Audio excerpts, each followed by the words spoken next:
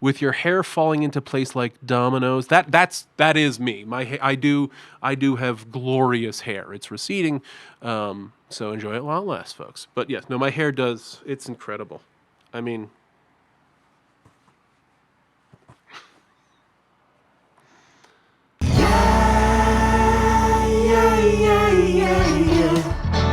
Raise a glass, raise your hand.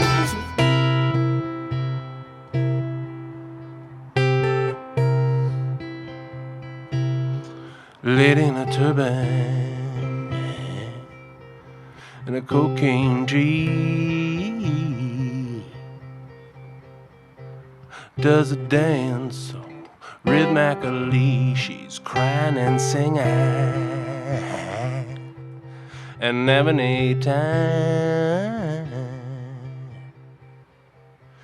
G dat and cocaine, she look fine. You gotta put on your sailing shoes.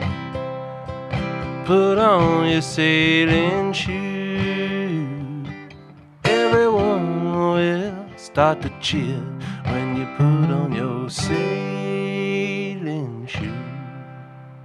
Oh, lovely ladies and gentlemen, welcome back. I don't know why I'm doing a terrible Irish accent there, or Scottish. Lowell George, rest in peace. Marvelous, marvelous songwriter who wrote most of his songs about his addiction to cocaine, which killed him.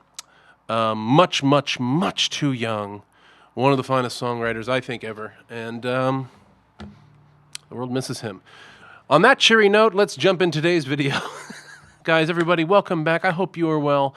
It has been something of a cuckoo crazy week, has it not? Thank you, everybody, by the way, who responded to my most recent poll that I put up on my channel. As you know, probably, as I've been dealing with copyright stuff. I'm always dealing with copyright stuff, but I watched a video and they said kind of the only thing you can do is put it out to your subscribers and let them know, and hopefully the world will become a fair place. And by the way, for people out there who are curious, demonetized just means that I'm not participating in the monetization.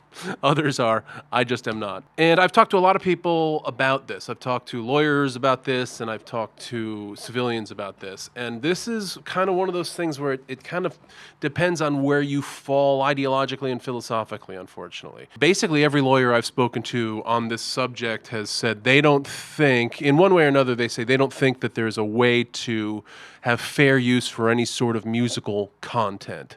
There is no valid use, there is no valid excuse for education, there's no valid excuse for commentary. There'll be a lot of like lawyers on YouTube will be like, oh, you can use 20 to 30 seconds of a person's song if you really set it up correctly and you don't use all of their song, then you have a fair use claim.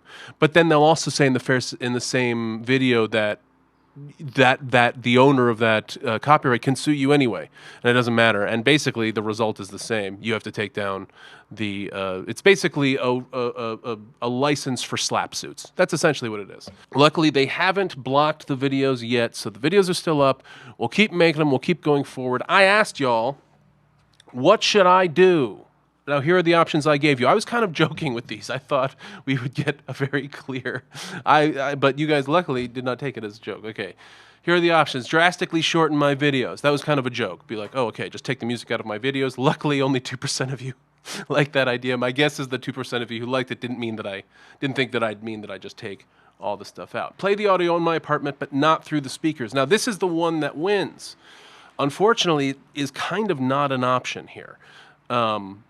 Because the audio in my apartment is so bad. What I'll do is I'll play here. We'll just cut out. Well, this is what it sounds like when I'm just here in my apartment.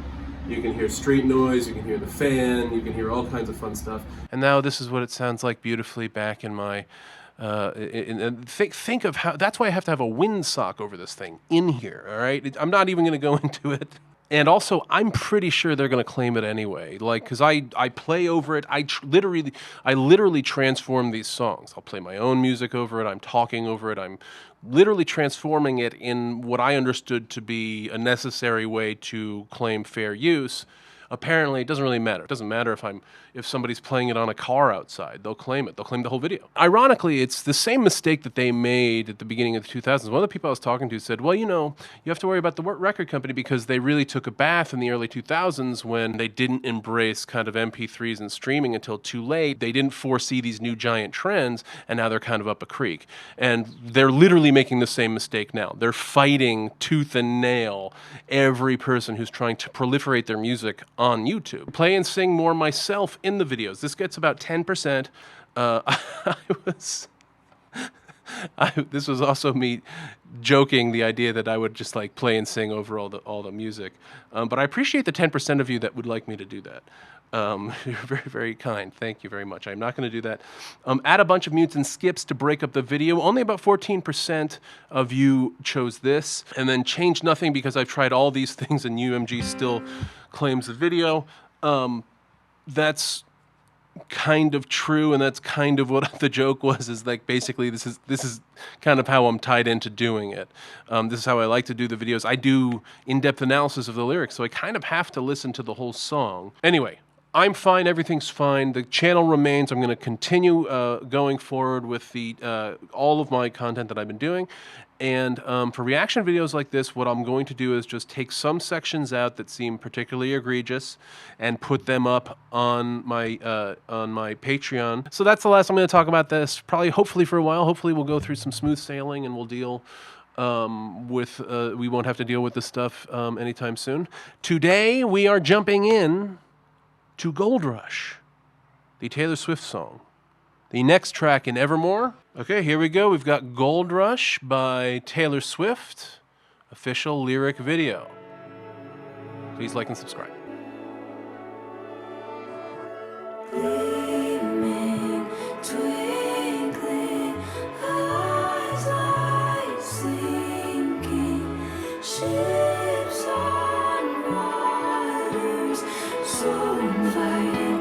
I almost jump in. I don't like a gold rush, gold rush. I don't like anticipating my face in a red flush. I don't like that anyone without a feel your touch. Everybody wants you, everybody wonders what it would be like to love you. Walk past, quick brush. I don't like slow motion, double vision in rose blush. I don't like that falling feels like flying till the bone crush. Everybody wants you, but I don't like a gold rush. What must it be like to grow up that beautiful, with your hair falling into place like dominoes? I see me padding across your wooden floors, with my Eagles t-shirt hanging from the door. At dinner parties I call you out on your contrarian shit, and the coastal town we wander around had never seen a love as pure as it. And then it fades into the gray of my day-old tea, 'cause it could never be. Gold Rush. Okay, so Gold Rush, very not like the other songs. Again, we have a big shift here. This is a non-acoustic song. This is a beat-driven kind of song with the swells of vocals coming in. When we start with a very kind of processed vocal, a harmonic vocal.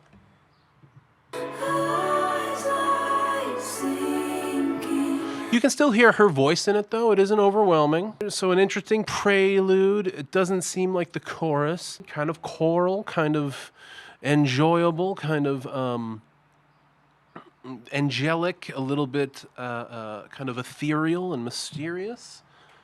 And then, record skip, breaks, and then we go into a Gold rush. I don't like kind of a club beat, anticipating my not too face fast. in I will say that my favorite part of the song is right here.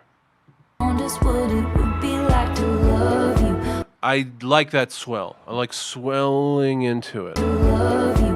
Walk past, quick brush. I don't like slow motion, double vision in rose blush. That's a really lovely harmony. Dark and subtle. And it's hard to tell if she's doing it with herself, if she's doing it with her backup singers, but I like that harmony. Even though it has that kind of dance club beat, that low thudding bass. It doesn't immediately sound like just like some kind of club song. Nothing against club songs, but they're often very kind of about, being in the club, dancing in the club, how great it is to be in the club. Like a song that has tempo and vibe and feel, but no real words or message. And this song clearly does have a message. Gleaming, twinkling, eyes like sinking ships, on waters so inviting, I almost jump in. We're digging this dude's eyes. The ladies, they like the eyes. So we don't know if she's talking about, like, are his eyes blue? And blue water, ships on water? Or is it maybe like he has sad eyes? He's got very hot, sad eyes. Who has hot, sad eyes? Like Sam Waterston. That's my idea of hot. There is one man I think is hot. So this guy's working with a set of eyes that, ladies are just like already there. But I don't like a gold rush. I don't like anticipating my face in a red flush. I don't like that anyone would die to feel your touch. Everybody wants you. I think she's using gold rush here like you'd use land rush or everybody rushing at the same thing. It's like the Thanksgiving Day sale or whatever, or Black Friday or something like that. Everybody's stampeding towards this one thing. And she's saying, I met this dude. His eyes had me. This dude's handsome like nobody else. I wanted him, but I don't like a gold rush. I don't like anticipating my face in a red. I don't like having to work really, really hard just to get your attention. I don't like that I don't like that everybody else gets you. Everybody wants you. Everybody wonders what it would like to be with you. And I can understand what she's saying. It's like, when I love somebody, like I want them to be my little thing. I don't necessarily need everybody else to want them. It's not like the most gregarious or generous thing to think, but that's okay. She's admitting it here. Like to not want to be with somebody and you don't want them to like be wantable. You want them to kind of only be for you. That could be kind of a way of being, say, selfish, but I don't think it's wrong to be selfish with somebody that you want to love or that you want to be with. So I understand what she's saying. I don't like a gold rush. I don't like having to constantly work to win you over or constantly be that type of person if you're always going to get hit on or something like that. How do you feel when a lady you're with or a gentleman you're with or somebody you're with in a romantic sense is hit on in a bar, in a club, in a restaurant, on the street, in front of you? Excuse me, are you asking him out? Yeah, I guess you could say that. Right in front of me? How do you know we're not together? Two guys sitting, laughing, drinking champagne coolies? No, I just didn't think you were. Well, we're sitting here together. Why wouldn't you think that? I don't know, I just didn't. Well, it's very emasculating. You'll come in, you'll put your arm around them, or you'll do some kind of propriety ownership body language. You're like, it's my girl. What were you talking about? Oh, cool. You got a Corvette. Nice, man. They don't corner for shit. Then there's also, do they put out that signal? Maybe you're with somebody who's gorgeous or extraordinarily attractive in some way, but they just don't put out that vibe. You're with them, but they're like with you, and you don't have to worry about them vibing on every person in that particular place. Seems like what she's saying is, I don't like everybody needing to be with my boyfriend. Okay, so this is fascinating. What must it be like to grow up that beautiful? With all due respect, Taylor Swift has grown up beautiful very, very publicly. Maybe she's being ironic. Maybe she's being sarcastic. Maybe this is a question she gets all the time, and maybe she's kind of jokingly asking it to him as well. With your hair falling into place like dominoes, that is me. I do have glorious hair. It's receding, so enjoy it while it lasts, folks. But yes, no, my hair does. It's incredible. I mean,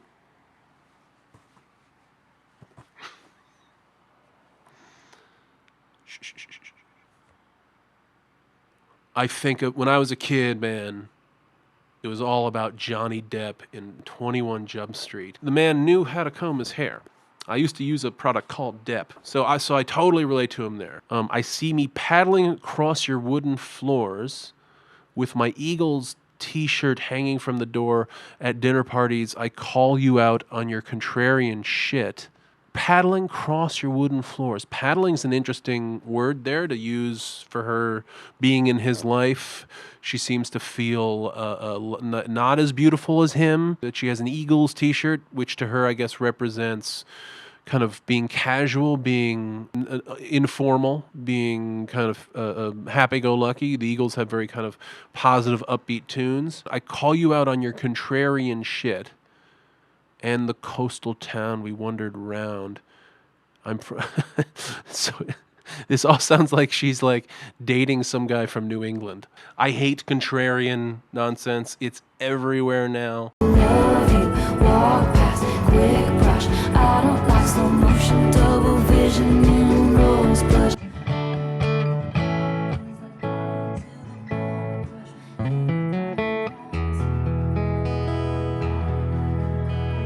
What must it be like to grow up that beautiful, with your hair falling into place like dominoes?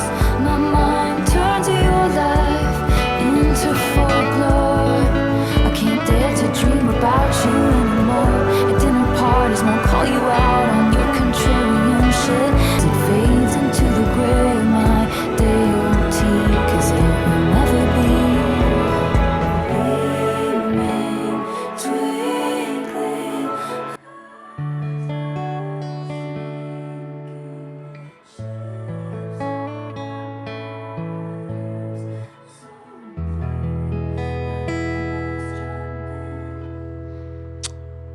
Oh, so very, very short song. Only about 3 minutes. Okay, so they end with the same, I guess that's the bridge. Gleaming, twinkling. I guess I want, so it's a prelude and, or it's a bridge. Interesting. Interesting to just kind of put this song in the center and it's kind of bookends the song. My mind turns your life into folklore. I can't dare to dream about you anymore. At dinner parties, won't call you out on your contrarian shit. Okay, interesting. So now we've come full circle. What must it be like to grow up that beautiful with your hair falling into place like dominoes? My mind turns your life into folklore. So we're mimicking the first chorus. Folklore, obviously, the album previous. So folklore being kind of mythology surrounding somebody. She's turned this man into a fantasy. She's turned him into a kind of symbol of something. And she's fantasizing about him all the time and thinking about him all the time. And I can't dare to dream about you anymore. At dinner parties, I won't call you out on your contrarian shit. And the coastal town we never found will never see a love as pure as it. This is about choosing not to fall down the rabbit hole of fantasy and obsession, right? I mean, what's the difference between love and obsession? Love is reciprocal, right? It's two people obsessed with each other. I mean, there's different things. Love and obsession are not the same thing, but it seems like she's experiencing that pain and choosing to say, you know what, I'm not going to push myself down this spiral of recrimination and saying I should have done this and I should have done that to save this person in my life. I'm not going to kind of create this mythos around this relationship. That's what it seems like to me. Eyes like sinking ships and water's so inviting, I almost jump in. Is the last line as if to say, but I didn't jump in, you know? Cool idea, all right? So Wins Me Over, I like the little swells. I like the little harmonic, like they're breathing the lyrics out, and it isn't so precise, right? So it wins me over in the end. So that's today's song, guys. Please like and subscribe. Check out the full version of this video with the full version of my opening song and the full version of this song on my Patreon. And until next time, stay positive. No hitting. Keep playing.